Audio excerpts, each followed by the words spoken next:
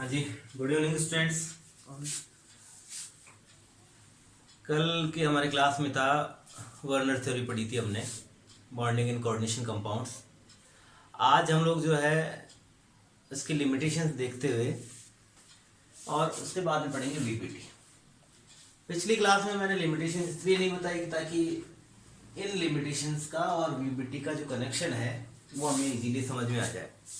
ठीक है अभी तो देखिए, वर्नर ने जो सारी बातें कही थी उनमें कुछ कमियां रह गई। अब कमियां क्या थी, लिमिटेशन देखिए, लिमिटेशंस ऑफ वर्नर थ्योरी क्या है। Why only certain elements form coordination compounds, कि कुछ निश्चित जो है सर्टेन एलिमेंट्स हैं वही कोऑर्डिनेशन कंपाउंड क्यों बनाते हैं, बाकी जैसे पी ब्लॉक हैं या फिर एस ब्लॉक एलिमेंट्स हैं वो सारे इसमें कोऑर्डिनेशन कंपाउंड्स फॉर्म क्यों नहीं करते।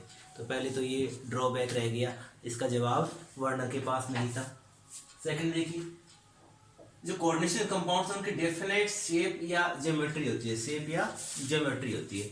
तो वो डेफिनेट क्यों है, वो ज्योमेट्री किस हिसाब से डिसाइड होती है, किसकी ज्योमेट्री क्या होगी, कोऑर्डिनेशन नंबर 4 की क्या ज्योमेट्री होगी, 5 की क्या होगी, 6 की क्या होगी, इस टाइप से वो सारी बातों का जवाब वर्नर के पास नहीं था। आगे देखिए, magnetic property of coordination compounds.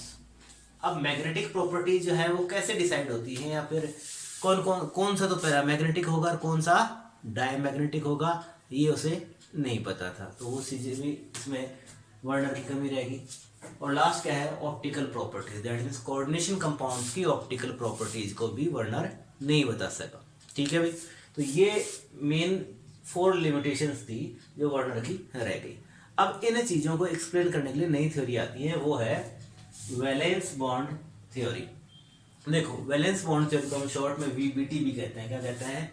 VBT. देखिए, it was given by Pauling in 1931। कब दी गई थी?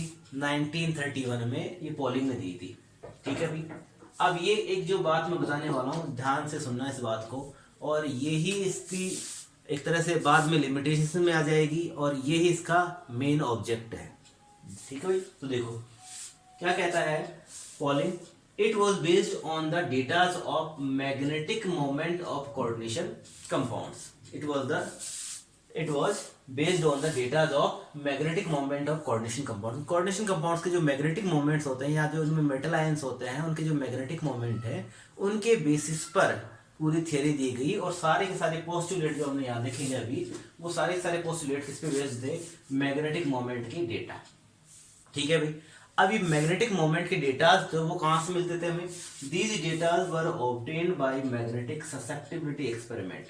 मैग्नेटिक ससेप्टिबिलिटी एक्सपेरिमेंट क्या है? जैसे हमने D and F block elements में मैंने आपको बताया भी था कि वहाँ हमने क्या देखा था कि एक एक्सटर्नल मैग्नेटिक फील्ड होता है और एक सबस्टेंस होता है।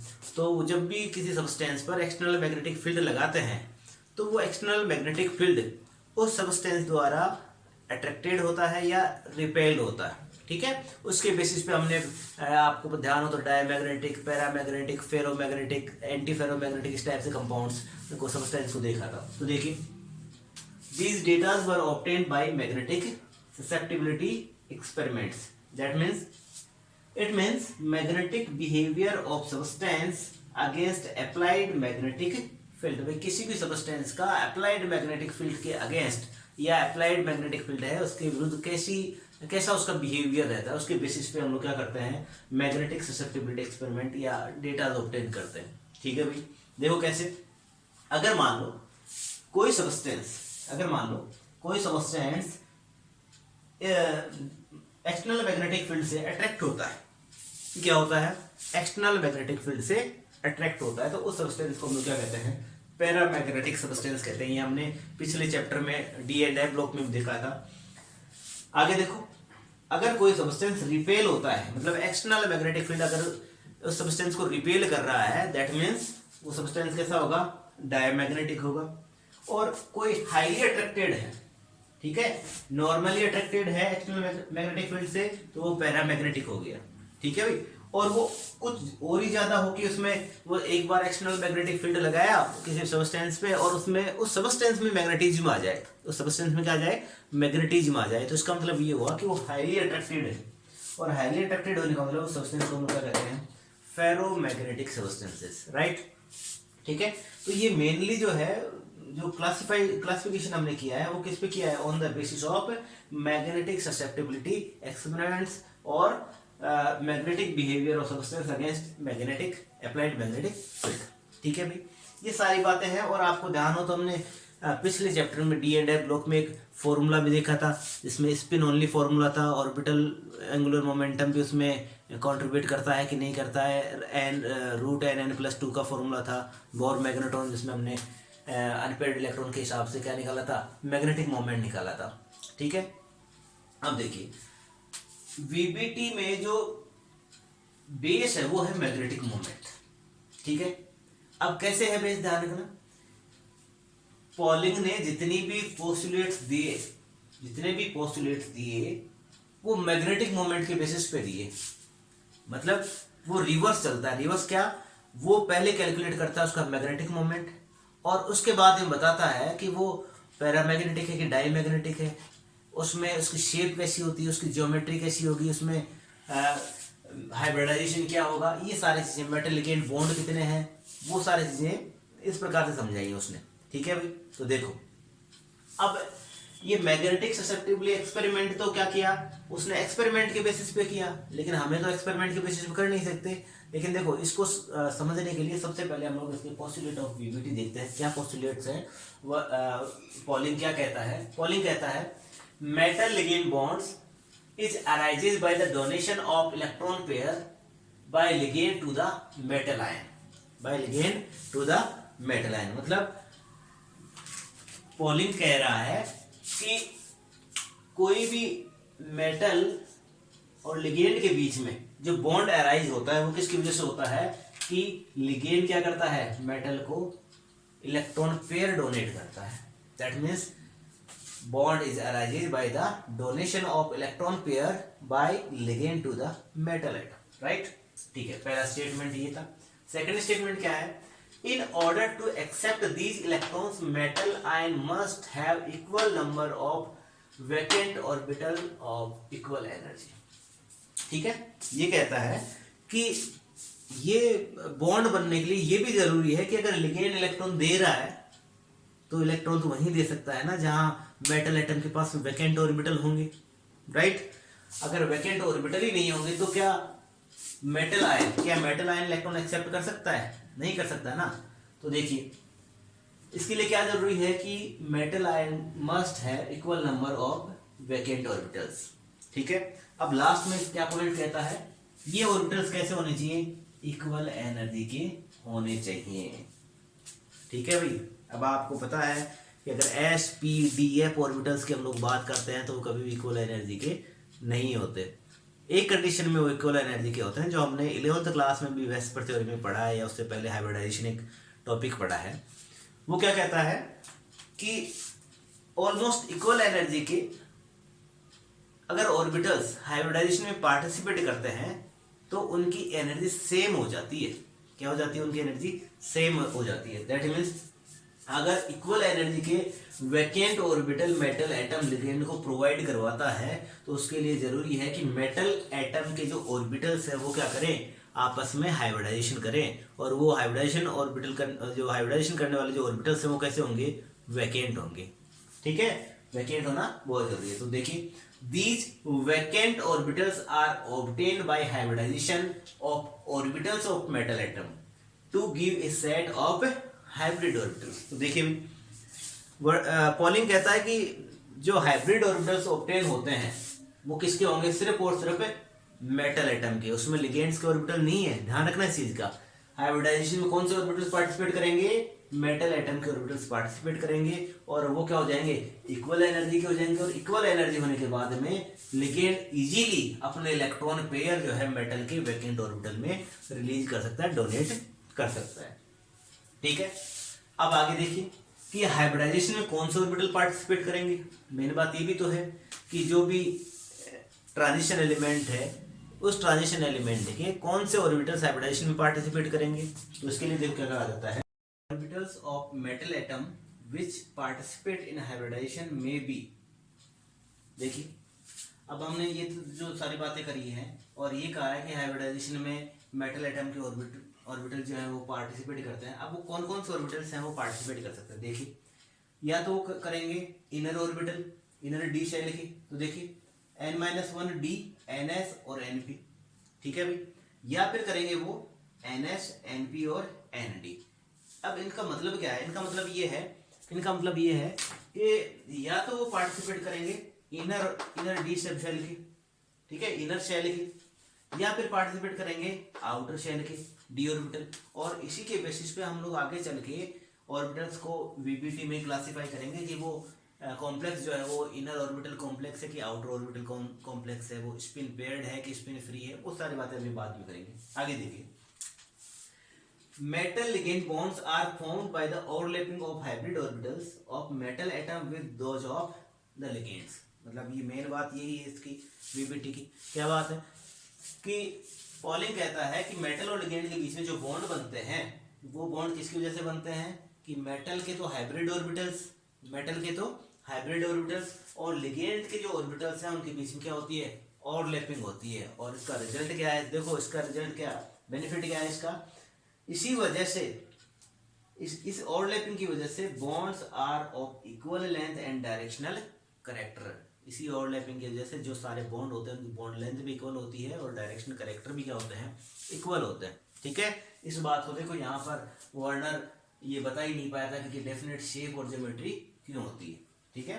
तो इस बात को हम लोग ऐसे समझ सकते हैं, ठीक है। अब कुछ ड्रॉबैक और भी जो थे ना उनको भी इसने क्लैरिफाई कर दिया। जैसे देखो why only certain elements form coordination compounds, कि कुछ निश्चित जो एलिमेंट्स हैं वही कोऑर्डिनेशन कंपाउंड भी होते हैं। और इसका जवाब कहाँ है, वीबीटी में। क्या है कि इनके पास में वैकेंट ऑर्बिटल्स होते हैं, वैकेंट डी ऑर्बिटल या वैकेंट एस या पी ऑर्बिटल्स होते हैं, जिसकी वजह से ये लिगेंड से इजीली क्या कर सकते हैं, इलेक्ट्रॉन पेयर एक्सेप्ट कर सकते हैं, ठीक है, जो कि एस और पी ब्लॉक एलिमेंट्स में ऐसी पॉसिबिलिटी नहीं है। आगे देखिए, मैग्नेटिक प्रॉपर्टी जो कोऑर्डिनेशन कंपाउंड, इसका तो बेस ही मैग्नेटिक प्रॉपर्टी था, मैग्नेटिक मोमेंट। जो ये बात नहीं कर पाए कि कौन वर्नर ये नहीं बताया कौन सा कंपाउंड, कौन सा कोऑर्डिनेशन कंपाउंड पैरामैग्नेटिक होगा, कौन सा डायमैग्नेटिक होगा, तो उसका बेसिस ही क्या था, बीपीटी का बेसिस ही क्या है, magnetic moment of coordination compound, ठीक है भाई। अब या तो ऐसे करिए कि इसका स्क्रीनशॉट ले लीजिए या फिर आप इसको नोट डाउन कर लीजिए, वीडियो पॉज कर लीजिए, ठीक है। 5 पॉइंट्स हम लोग यहाँ तक पढ़ चुके हैं। अब 6 और 7 पॉइंट क्या है वो हम देखेंगे। उसके बाद में हम लोग ट्रिकी मैनर में वीबीटी के क्वेश्चन कैसे सॉल्व होते हैं, मतलब हमने पोस्टुलेट सारी चीज़ें पढ़ ली, लेकिन क्वेश्चन कैसे सॉल्व होंगे उसको भी सीखेंगे इसी वीडियो में कंटिन्यू करते हुए, ठीक है भाई। तो ऐसा आप इसका स्क्रीनशॉट ले लीजिए।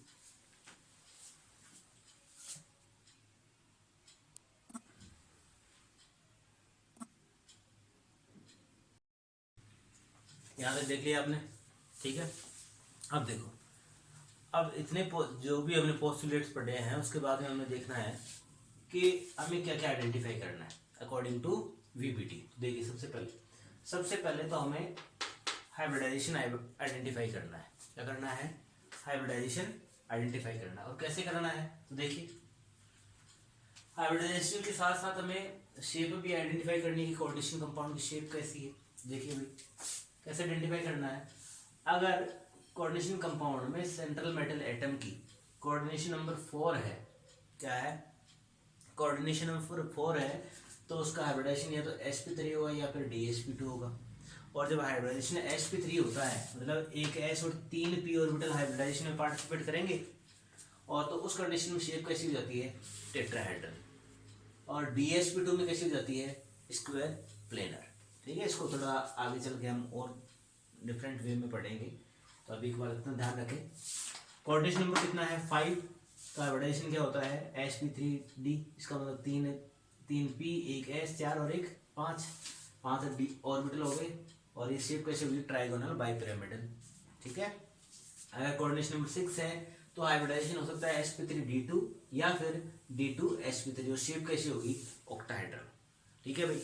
तो यहाँ पर हाइब्रिडाइजेशन और शेप की दोनों की बात होगी। अब ये आइडेंटिफाई कैसे होता है कि कौन से में sp3 होगा, कौन से में dsp2 होगा, sp3d होगा, d2sp3 होगा, वो आगे हम लोग पढ़ेंगे इस चीज को। देखिए उसके बाद में क्या पढ़ना है हमें, नंबर ऑफ अनपेयर्ड इलेक्ट्रॉन के नंबर ऑफ अनपेयर्ड इलेक्ट्रॉन कैसे पता करते हैं वो देखना है, आइडेंटिफाई करना है। मैग्नेटिक प्रॉपर्टी कैसे, अगर कोई सब्सटेंस पैरामैग्नेटिक तो कब होता है और डायमैग्नेटिक कब होता है वो भी हम लोग देखेंगे। डी ब्लॉक एलिमेंट्स में भी आप लोगों को बताया था मैंने। मैग्नेटिक मोमेंट कैसे निकाला जाता है, फॉर्मूला बता रखा है, स्पिन ओनली फॉर्मूला इसे कहते हैं, √NN+2 फॉर मैग्नेटॉन है, ठीक है भाई। अब उसके बाद में ये बात करेंगे हम लोग inner orbital complex and outer orbital complex क्या होते हैं, या फिर इन्हीं को कहते हैं हम लोग स्पिन पेयर्ड कॉम्प्लेक्स या स्पिन फ्री कॉम्प्लेक्स भी इन्हीं को कहते हैं, और लो spin complex and high spin complex भी इन्हीं को कहते हैं, ठीक है भाई। ये सारी बातें हमें वीबीटी में अब पढ़नी है, ठीक है, और इन्हीं सब से हमारा क्वेश्चन सॉल्व होगा, यही एग्जाम में पूछी जाती है आपसे, ध्यान रखना इस चीज का अच्छी तरह से। तो देखिए अब पोलिंग ने क्या किया, पोलिंग क्या करता था, पोलिंग मैग्नेटिक मोमेंट के जो डेटा होते थे, ये तो पढ़ा था हमने पहले कि मैग्नेटिक मोमेंट के डेटा से सारी चीजें रिवर्स बताता था, कि मैग्नेटिक मोमेंट के डेटा से तो वो ये बताता कि कोई सब्सटेंस पैरामैग्नेटिक है कि डायमैग्नेटिक है, ठीक है, और मैग्नेटिक मोमेंट के डेटा से वो अनपेयर्ड इलेक्ट्रॉन कैलकुलेट करता था, और उसी के बेसिस पर वो हाइब्रिडाइजेशन बताता था, और उसी के बेसिस पे क्या बताता था, shape of the coordination complex ये बताता था, ठीक है। अब मैग्नेटिक मोमेंट का ये तो प्रैक्टिकल वैल्यू है, क्या था प्रैक्टिकल वैल्यू, और प्रैक्टिकल वैल्यू से वो आइडिया लगाता था। अब देखो कैसे कैसे आइडिया लगाता था, देखिए जैसे एक एग्जांपल है, ये कॉम्प्लेक्स है, कोबाल्ट अमोनिया के साथ में कॉम्प्लेक्स बनाता है, यहाँ पर कोबाल्ट देखो, अमोनिया न्यूट्रल लिगेंड है, आप लोग जानते हो। अब इस प्रकार के क्वेश्चन सॉल्व करने के लिए आपको डी ब्लॉक एलिमेंट्स के इलेक्ट्रॉनिक कॉन्फ़िगरेशन अच्छी तरह से याद होने चाहिए, मैंने उस टाइम भी कहा था आपको, डी एंड एफ ब्लॉक के टाइम में भी।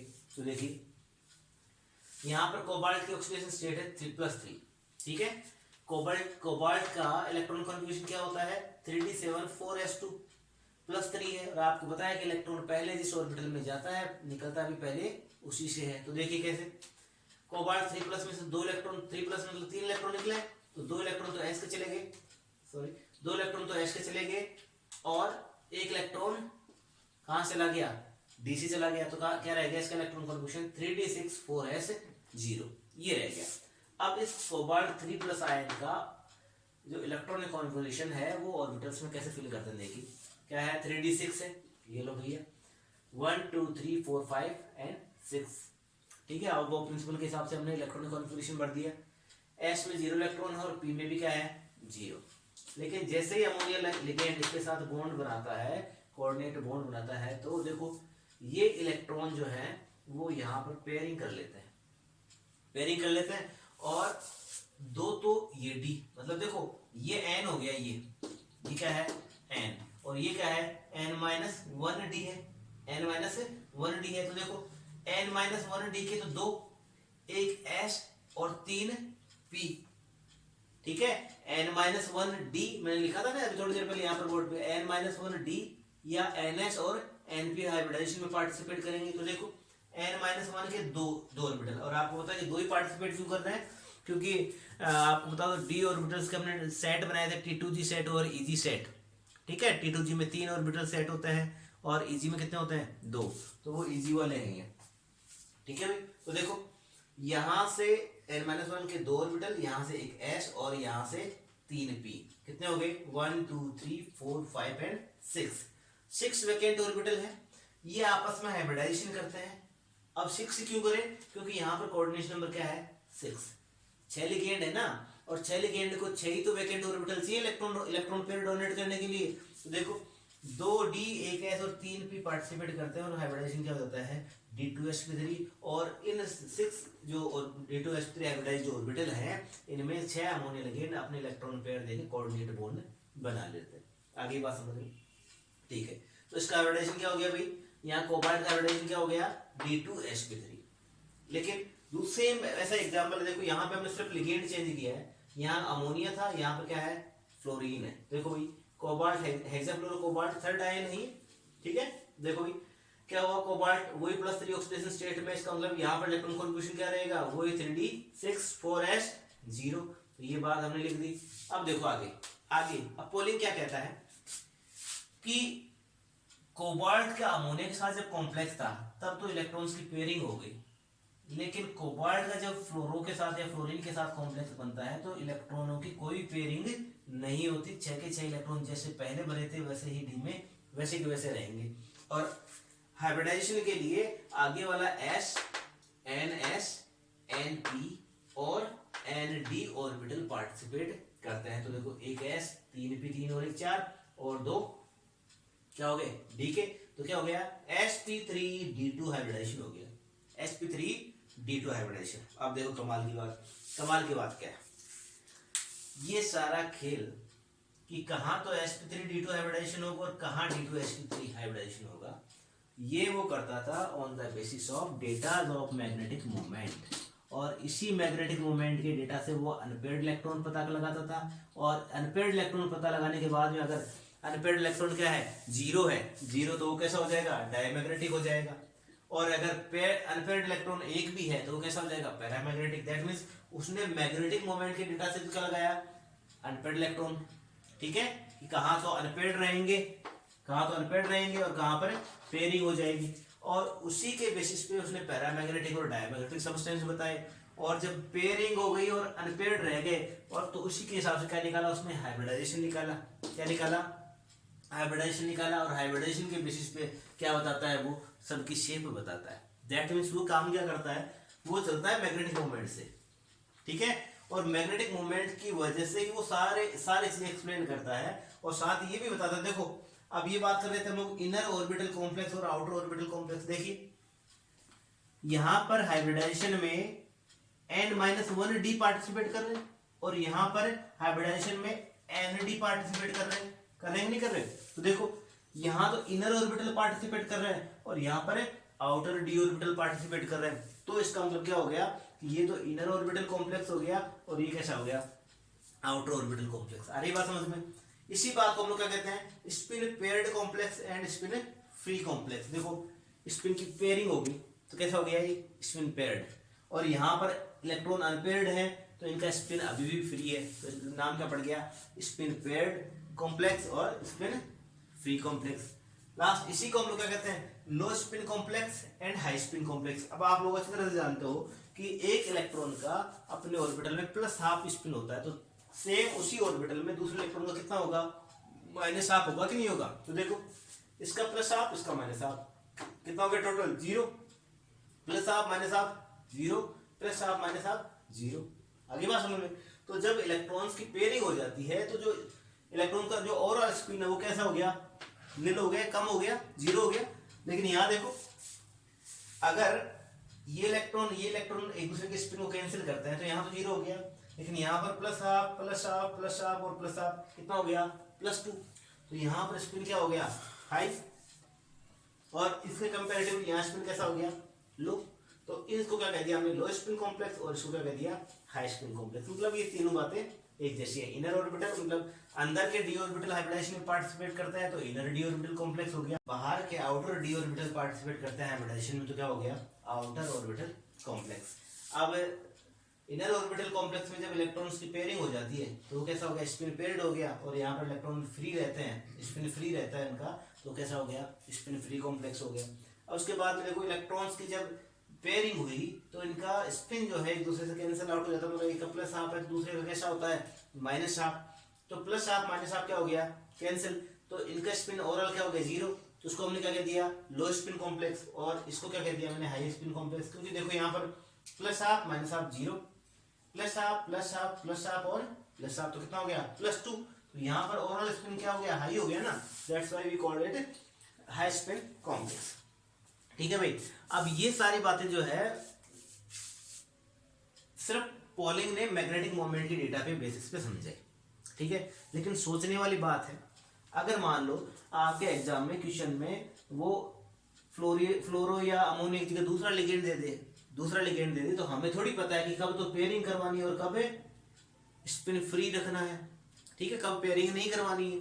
तो ये बात जो है वो स्पिन पेयरिंग कब होगी और कब नहीं होगी, ये इसका जवाब पॉलिंग के पास में नहीं था, क्योंकि वो तो क्या करता था, मैग्नेटिक मोमेंट के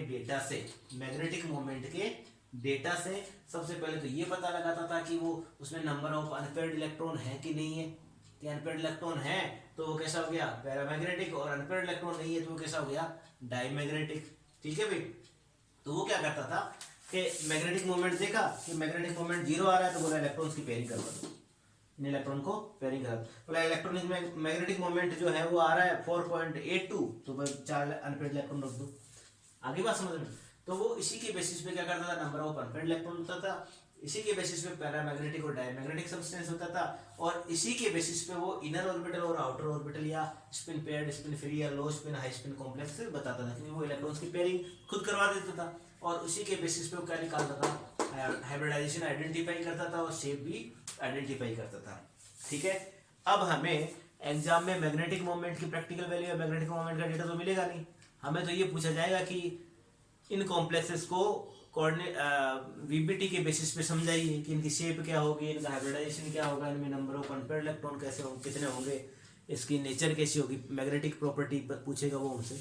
तो उसके लिए हम लोग क्या करेंगे, नेक्स्ट वीडियो में इसी चीज को थोड़ा ट्रिकी मैनर में पढ़ेंगे, और वो पढ़ेंगे थोड़ा सीएफटी का सहारा लेते हैं, जो नेक्स्ट थियरी है सीएफटी उसी का सहारा लेते हुए हम लोग इसको पूरा कंप्लीट करेंगे नेक्स्ट लेक्चर में। आप इसका स्क्रीनशॉट ले लीजिए और इसको नोट डाउन कर लीजिए। ठीक है भाई, क्वेश्चन कैसे सॉल्व होते हैं वो ट्रिकी मैनर में हम लोग पढ़ेंगे, और 2-4 उसके हिसाब से क्वेश्चन भी करेंगे एग्जाम में किस प्रकार से क्वेश्चन आते हैं। Okay, thank you.